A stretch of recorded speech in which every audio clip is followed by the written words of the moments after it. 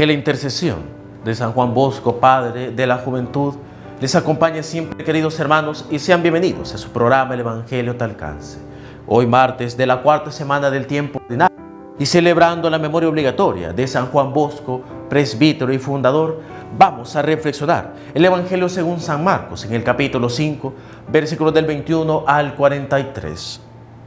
En aquel tiempo, cuando Jesús regresó en la barca al otro lado del lago, se quedó en la orilla y ahí se le reunió mucha gente. Entonces se acercó uno de los jefes de la sinagoga, llamado Jairo. Al ver a Jesús se echó a sus pies y le suplicaba con insistencia: mi hija está agonizando, ve a imponerle las manos para que se cure y viva. Jesús se fue con él y mucha gente lo seguía y lo apretujaba. Entre la gente había una mujer que padecía flujo de sangre desde hacía 12 años. Había sufrido mucho a manos de los médicos y había gastado en eso toda su fortuna, pero en vez de mejorar había empeorado. Oyó hablar de Jesús, vino y se le acercó por detrás entre la gente y le tocó el manto, pensando que con solo tocarle el vestido se curaría. Inmediatamente se le secó la fuente de su hemorragia y sintió en su cuerpo que estaba curada. Jesús notó al instante que una fuerza curativa había salido de él. Se volvió hacia la gente y les preguntó: ¿quién ha tocado mi manto? Sus discípulos le contestaron: ¿estás viendo cómo te empuja la gente y todavía preguntas quién me ha tocado? Pero él seguía mirando alrededor para descubrir quién había sido. Entonces se acercó la mujer asustada y temblorosa. Al comprender lo que había pasado, se postró a sus pies y le confesó la verdad. Jesús la tranquilizó diciendo: hija, tu fe te ha curado. Vete en paz y queda sana de tu enfermedad.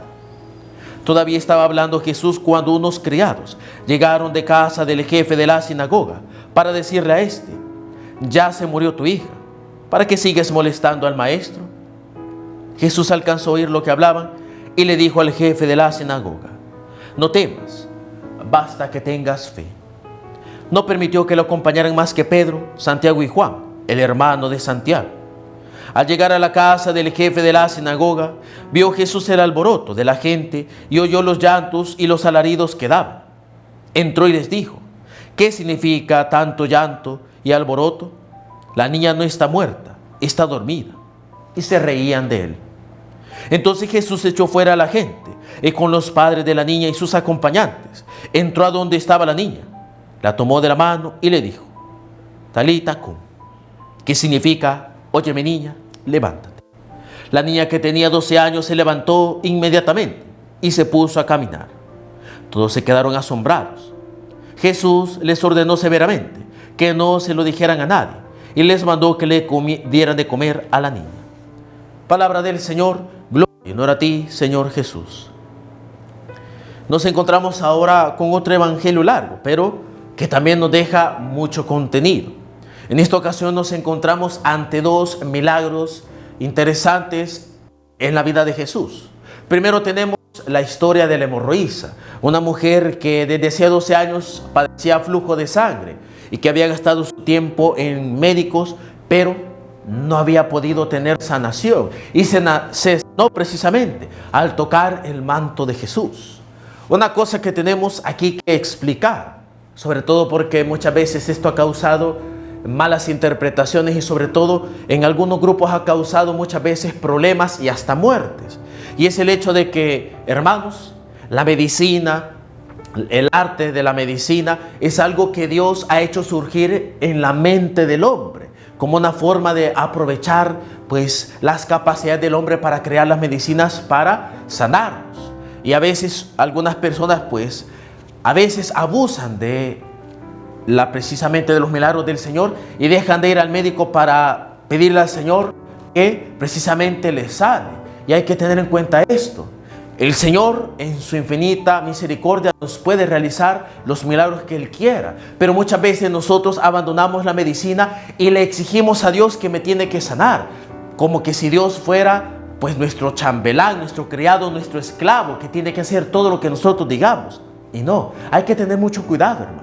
La medicina, uno tiene que saber acogerse a la medicina y sobre todo saber incluso de qué manera uno tiene que ir a médicos para poder sanarse. Cuando la medicina ya no puede hacer nada por nosotros, es ahí en donde entra la intervención de Dios. Pero ojo, hay que ir a la medicina, y a la medicina de verdad, no ir a medicina de otro tipo, a medicinas misteriosas, medicinas que muchas veces conjugan a veces la santería, la brujería con algunas otras cosas, porque eso ya es cosa lejana a Dios, o como decimos a veces popularmente, eso ya no es de Dios, y hay que tener cuidado de no meternos con ese tipo de cosas. Allí donde la medicina ya no puede, es ahí en donde Dios interviene, es ahí en donde Dios sana, recordando que al final es voluntad de Dios si nosotros nos queremos sanar, porque hay gente que muchas veces se aleja de Dios simplemente porque Dios no me sanó. Pero aquí está la pregunta: Dios sana cuando Él quiere, y sobre todo sana porque muchas veces la sanación o la enfermedad tiene un plan en nuestra vida, y nosotros tenemos que aprender a conocer ese plan para saber también incluso cómo nosotros podemos orar al Señor. A veces nuestra enfermedad nace precisamente de alguna mala acción. Hay enfermedades que nacen de nuestros vicios, de nuestros pecados, y queremos que Dios nos sane. Pero Dios no nos sana porque en primer lugar nos quiere enseñar de dónde se origina esa enfermedad, de nuestros vicios, de nuestra mala forma de vivir. Y para que Dios nos sane, primero nosotros tenemos que haber arrepentido y cambiado nuestra vida. Eso es tenerlo en cuenta cuando nosotros pedimos la curación al Señor, entre otras reflexiones que podemos hacer. Y por otra parte tenemos al jefe de la sinagoga, el cual su hija pues muere. Miren qué interesante lo que hace el Señor. Cuando le da la noticia de que su hija había fallecido y que por gusto llevara al maestro, viene Jesús y le dice: no temas, basta que tengas fe. A veces en momentos desesperados nosotros ya no sabemos qué hacer, y a veces acudimos al Señor, pero llega un momento en donde dejamos de insistir y simplemente pues nos abandonamos a la desesperación. Pero Jesús le dice: tranquilo, basta que tengas fe. Y el jefe de la sinagoga tuvo fe, tuvo paciencia. Ahí donde los demás se habían desesperado y habían dicho: ya no le hagas más caso al Señor porque ella es por gusto, ya todo está perdido. Y donde otros se reían del mismo Jesús, como muchos se ríen del Señor, el jefe de la sinagoga se mantuvo en la fe en el Señor. ¿Y cuál fue su recompensa? Precisamente que su hija fuera devuelta a la vida.